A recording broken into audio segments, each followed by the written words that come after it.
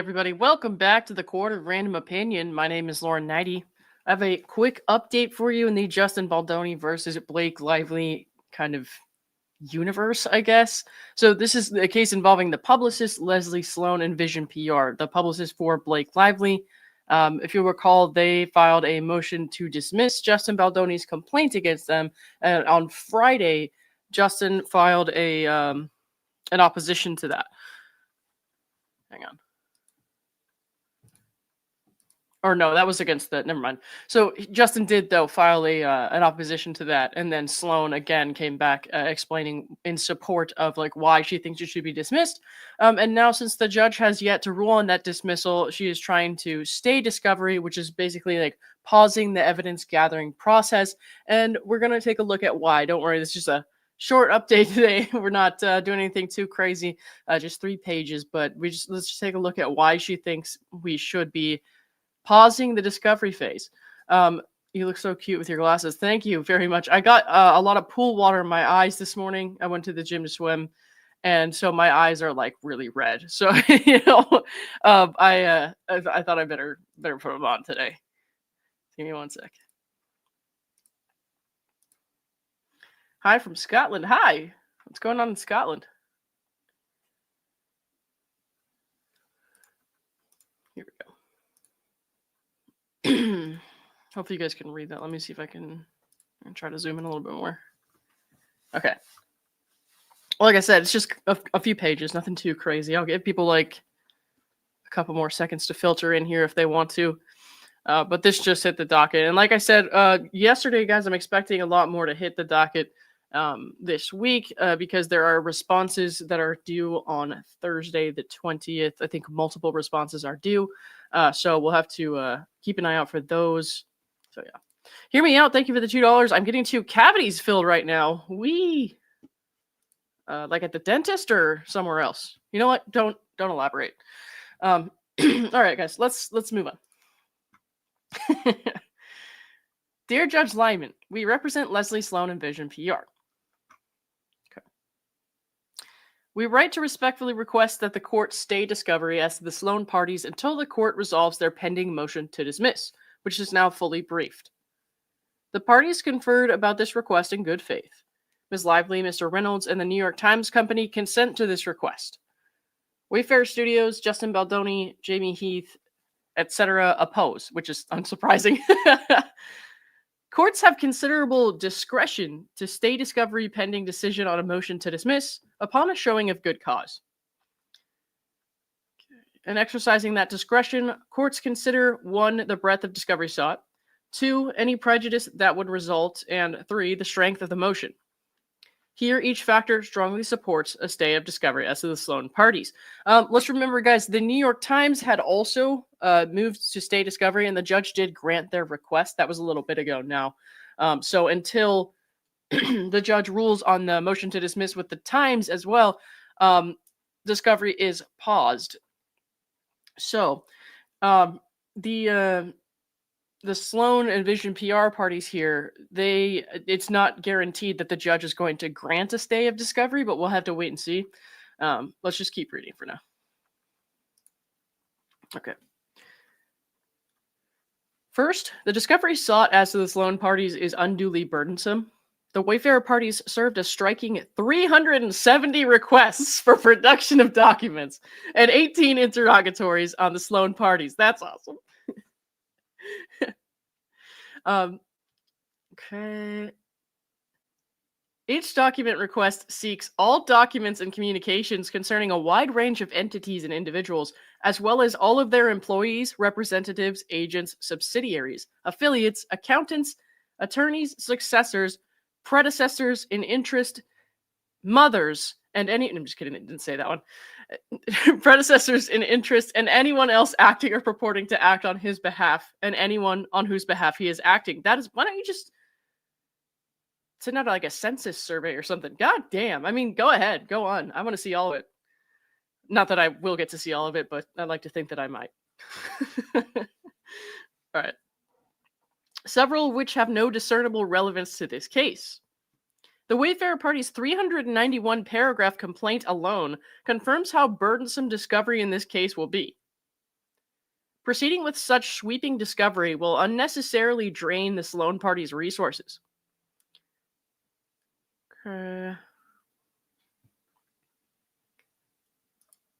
Considering that resolution of their motion to dismiss may obviate the need for burdensome discovery. Okay, so they're deciding a case there. Further, as Your Honor recently observed, and I know, guys, I keep saying this, I know it's proper for the attorneys to call the judge Your Honor, like, as Your Honor, or whatever, but I can't help but imagine, especially when I see this in writing, that they're saying it in like a cute little English accent or something for some reason, so I can't do it. Further, as Your Honor recently observed, the burden of discovery is compounded by the sensitivity of the documents that will be requested. Okay. And then they're citing the case record where he stayed the discovery for the New York Times. Here, discovery is particularly burdensome because several of the Sloane party's direct business competitors are parties to this action, and discovery will necessarily include confidential and sensitive business information. God, not this again. All right. As the court held in its recent order concerning the Times, its ruling on the pending motion to dismiss could drastically affect the scope of discovery as to the Sloane parties, because the dimensions of the discovery that is permitted may vary depending on whether they are a defendant or a third party. Okay. And then they're citing a case with the National Rifle Association versus Cuomo.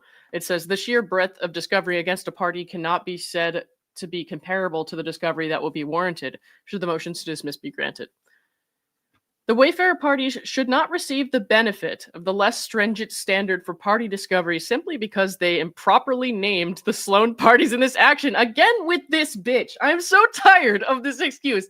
Oh, my client and her women-owned business got dragged into this mess. Shut up. Shut up. You know what you did. Like, I know that they have to argue this and this lawyer's just doing her job, but seriously, I could not be more annoyed with this stupid... okay. Just read the page, Lauren. Just read the page. All right. Simply because they improperly named the Sloane parties in this action. Even if the court dismisses only some but not all of the claims against the Sloane parties, its ruling would affect the relevance of many of the Wayfarer parties' document requests and thus drastically narrow the scope of party discovery. Okay. And they're citing Spinelli versus the NFL. I've never heard of that one. A stay may also have the advantage of simplifying and shortening discovery in the event that some of the plaintiff's claims are dismissed and others survive. Okay. Second, the Wayfarer parties will suffer little to no prejudice from the stay. And they're citing another case here. It says, a delay in discovery without more does not amount to unfair prejudice. And that's the Spinelli case. Okay. Further, the proposed stay is limited to the time required for the court to decide the motion to dismiss, which is already fully briefed. Okay. The court has already indicated that it intends to decide the pending motions to dismiss quickly, so we should expect the judge to rule on this soon. As far as the Times goes, the Times motion to dismiss, I believe they get to give a response to what Justin's team filed on Friday before that's fully briefed.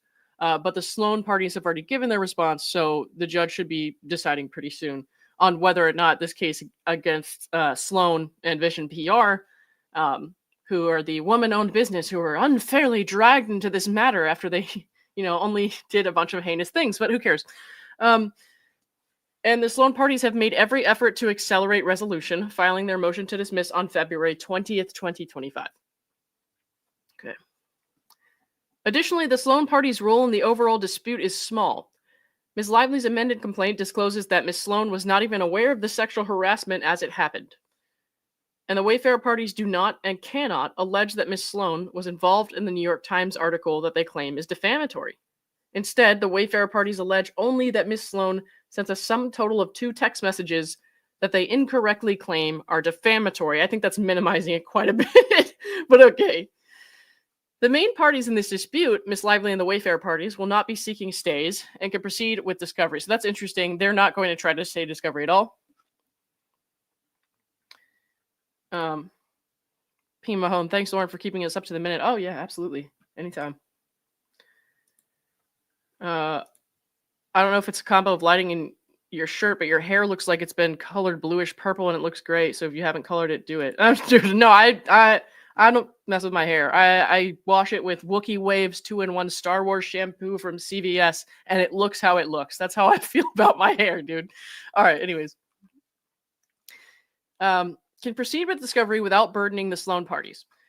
Indeed, the Wayfarer parties have already served extensive discovery requests on Miss Lively, Mr. Reynolds, and 10 third parties. Interesting. Okay.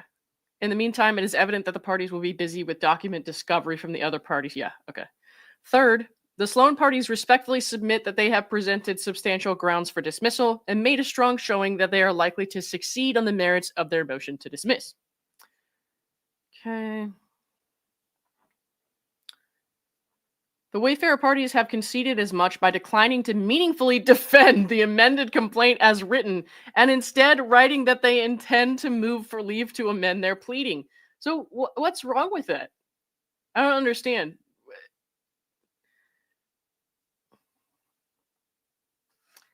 Okay. The Wayfarer parties have clearly concluded that the amended complaint is indefensible. What? And the Sloane party's motion to dismiss will likely be granted. See ECF number 118, concluding the New York Times motion presents substantial grounds for dismissal. Yeah. Okay. As set forth more fully in the Sloane party's motion to dismiss, the amended complaint is fundamentally defective. You're defective. I don't have anything. Okay. Among other deficiencies, the Wayfarer parties engage in impermissible group pleading, fail to plead the elements of their extortion, defamation, and false light claims, and fail to comply with the basic requirement of identifying or describing the statements they allege are defamatory. Okay. The staggering breadth of the Wayfarer party's discovery requests confirms their true intent to use discovery as a hunting license to conjure up a claim that does not exist. Really? All right. But allowing the Wayfarer parties to conduct discovery in order to piece together a claim would undermine the purpose of Federal Rule of Civil Procedure 12b-6, which is to streamline litigation by dispensing with needless discovery and fact-finding where the plaintiffs have failed to state a claim under the law. Accordingly, the Sloane parties respectfully request that the court grant a stay of discovery as to the Sloane parties pending resolution of their motion to dismiss. We thank the court for its attention to this matter. Oh, just the court now? It's just the court now. Not your honor. We thank your honor. That wasn't even a British accent. I don't know what the fuck that was. But I like I said, I can't read that. Like not here in a funny, just like a funny, please, kind of accent. There's a note here. It says the Sloane parties served initial discovery requests on the Wayfarer parties on March 14th to comply with the case management plan. But will hold responses to offensive discovery in abeyance for the same amount of time a stay is in effect. Okay.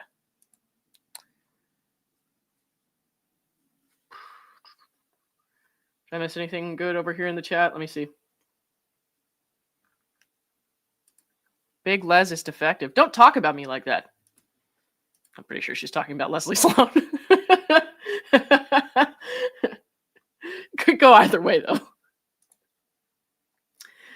Just Ricardo, thank you for the $2. Hi, Lauren. Hope you're good. Thank you, Ricardo. I hope you're good. I'm better now that you're here. Yeah.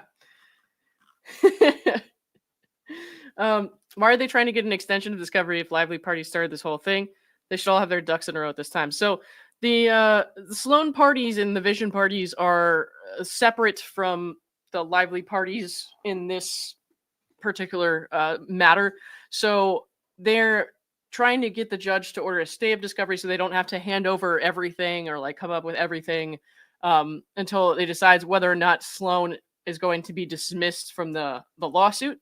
That wouldn't mean that, the lawsuits are all going away. It would just mean that Sloane and Vision were no longer defendants. It would mean they were no longer defendants. They would still have that case against Abel, where Abel and Nathan and Wayfarer still have to respond. So they wouldn't totally be out of the picture, but this is basically just them saying, like, please don't make us serve up our secrets because a poor woman-owned business was dragged into this matter. So, her poor woman-owned business. That's fine. They'll be okay. All right, guys. I mean, like I said, it was a short filing. I'm going to keep an eye out for whatever else may come up today or the rest of the week. But yeah, I will be taking the night off if nothing else breaking comes up because I am very tired. I don't have a funny way to say it because I'm just so tired. Okay. The penthouse. Yes, the penthouse. If it pleases the court, we would be ever so grateful if you would allow big Leslie Sloane a toddler-sized temper tantrum, good sir. Please. Yes, if it pleases your honor, I'd love it if you'd allow my client to have a baby temper tantrum. All right. They aren't separate. Sloane wants to be dismissed or separated. So you're thinking of Jones. I'm thinking of both, man. I'm thinking of both. So there's let me try to narrow this down. It gets confusing with all the publicists. So Stephanie Jones, I don't think Stephanie Jones is named in the. Is she named in the amended complaint? I don't think she is. Stephanie Jones has a separate lawsuit. Actually, you're right. No, it's not. It's not fucking Sloane that has the lawsuit against Abel. It is Stephanie Jones. I just get really confused with that, guys. Say hi, Anafan tax attorney. Hi, Anafan tax attorney. What's up? But yeah, no, I definitely get confused between Sloane and Jones because they rhyme, number one, and because in my brain, where I've never seen either one of these women and I know very little about them, they have morphed into one kind of bitchy person. So I don't really. Sometimes I get their positions a little mixed up, but I do my best. Okay. But yeah. Warren, please remember to take some time for you and Buttons. Oh, Butter, my dog. You've done a whole lot in the way of getting accurate information to us, and we don't want you to burn out. Don't worry, I won't burn out. I'll just, be here, I guess. Yeah, I'm good out here. I wanted to make sure I didn't miss any of the super chats. Okay, guys, I got to get back to work now because, well, that's what I do all day. So, see you soon. Bye.